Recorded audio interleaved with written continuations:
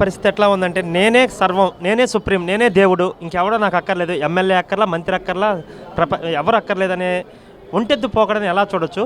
నిజంగా గ్రామాల్లో చెప్పండి, జగన్మోహన్ రెడ్డి మీద ఇంకా అంత అభిమానం ఉందంటారా? అభిమానం లేదండి. ఒకటే జనానికి అర్థమైంది. అభిమానం అనేది ఎవరికైనా సరే ఎలా ఉండిద్దంటే, మనం సొంతగా ఒక నిర్ణయం తీసుకున్నప్పుడు 100% ప్రజలు కాకపోయినా కనీసం 50% మంది అయినా సరే లబ్ధి చేకూరుతున్నారా? నువ్వు బటన్ నొక్కిన డబ్బులు ఈరోజు బటన్ నొక్కితే రెండో రోజుకి మాయం అవుతున్నాయి. జనం కూడా అర్థం చేసుకున్నారండి. అది జనం బాగానే బుద్ధి చెబుతారని తనకు అర్థమైపోయే తను దాడులకి దిగాలని నిర్ణయించుకొని మీడియా కూడా దాడులు చేస్తున్నాడండి. ఇది మేము ఖండిస్తున్నాం. మీడియా దాడి చేసినందుకు మేము ఖండిస్తున్నామండి, సర్పంచుల సంఘం నుంచి కూడా.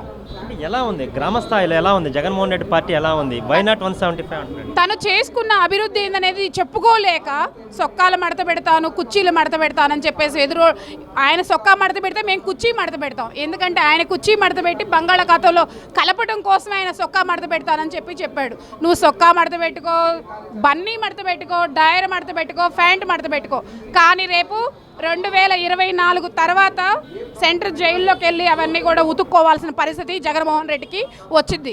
టీడీపీ పార్టీ సర్పంచ్గా కాకుండా ఒక వ్యక్తిగా గ్రౌండ్ లెవెల్లో మీరు చూసినటువంటి మార్పు ఏంటి? అంటే పథకాలు అనేది జగన్మోహన్ రెడ్డిని గెలిపించలేవా? మీరు టీడీపీ మళ్ళీ తీసుకురావద్దండి. ఓకే, మీ గ్రామంలో మీకు ఓట్లు వేసింది ఒక్క టీడీపీ వాళ్ళు వేస్తేనే సర్పంచ్గా గెలవలేదండి. ప్రతి సర్పంచ్ కూడా తనకంటూ ఇండివిజువల్గా కొన్ని వాగ్దానాలు చేసి ఉన్నాయి.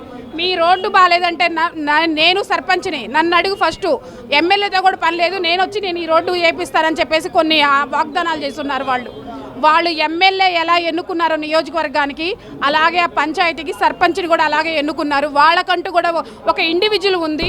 కేంద్ర ప్రభుత్వం కూడా వాళ్ళనంటూ ఒక ప్రత్యేకంగా నించుబట్టే వాళ్ళకి నిధులు అనేది విడిగా ఇస్తున్నారండి.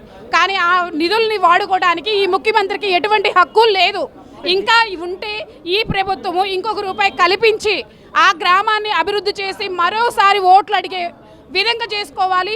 ఆ సర్పంచ్ ద్వారా ఆ 1,00,000 ఓట్లో లేదా 30,000 ఓట్లో 1000 ఓట్లతోనే గెలిచిన ఆ సర్పంచ్ కూడా ఆ సీఎం కోసం పనిచేసేలా ఉండాలి, కానీ సీఎం కోసం చచ్చిపోయేలాగా మాత్రం ఉండకూడదు. ఈరోజు వాళ్ళు చేసిన పనులకి బిల్లులు రాక సిగ్గుతోటి ఆత్మహత్య చేసుకున్నారు మా ప్రకాశం జిల్లాలో ఒక మహిళ. వాళ్ళకి ఏ సమాధానం చెబుతాడు ఈ జగన్మోహన్ రెడ్డి? వాళ్ళ కార్యకర్తలు కూడా సూసైడ్ చేసుకునే పరిస్థితులు వచ్చింది కదండి.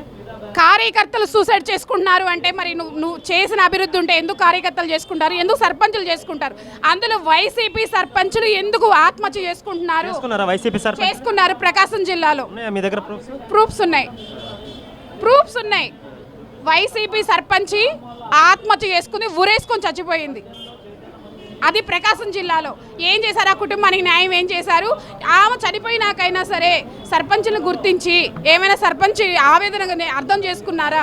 ఏమైనా నిధులు విడుదల చేశారా? లేదు. కంటిన్యూ ఇదే చేస్తున్నాడు, ఏడిపించే పని. అసలు ఎవరు ఇచ్చారు మేడం హక్కు? ఒక ముఖ్యమంత్రి స్థాయికి సర్పంచ్ నిధులు విధులు తీసుకునే హక్కు ఎవరు ఇచ్చారు మేడం ఆయనకి? అది రాజ్యాంగబద్ధంగా వచ్చిన పవర్ కదా మీకు. అది ఒక్క ఛాన్స్ అని జనం ఇచ్చారండి.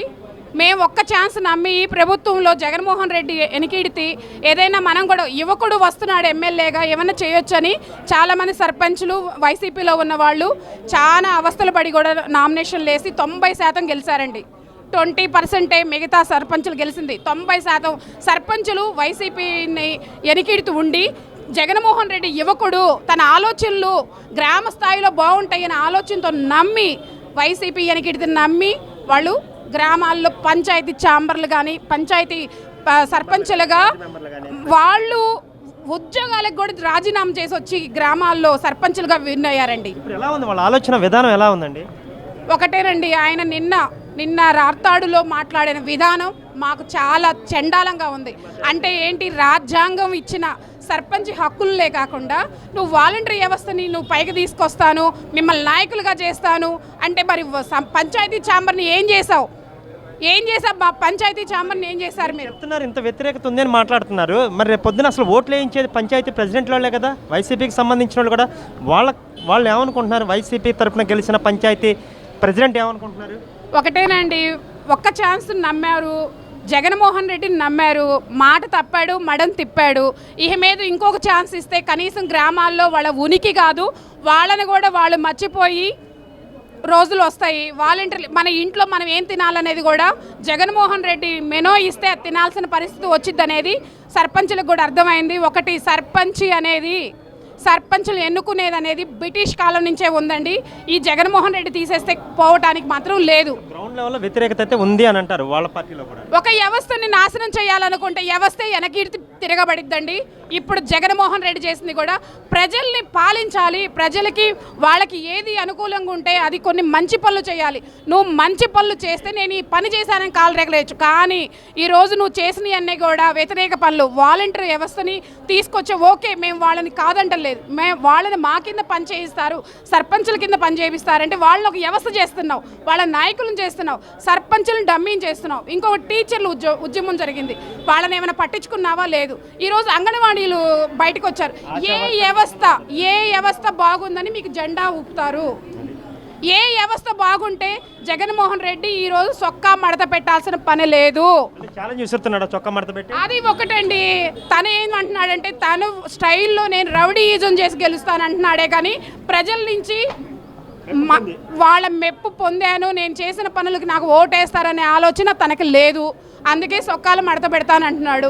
ఆయన సొక్కాల మడత పెట్టే పంచాయతీ ఛాంబర్ నుంచి చదువుతున్నామండి. ఈ ఛాంబర్ అనే వ్యవస్థ 12,918 పంచాయతీల నుంచి మేము కూడా నీ కుర్చీని మడత పెడతామండి.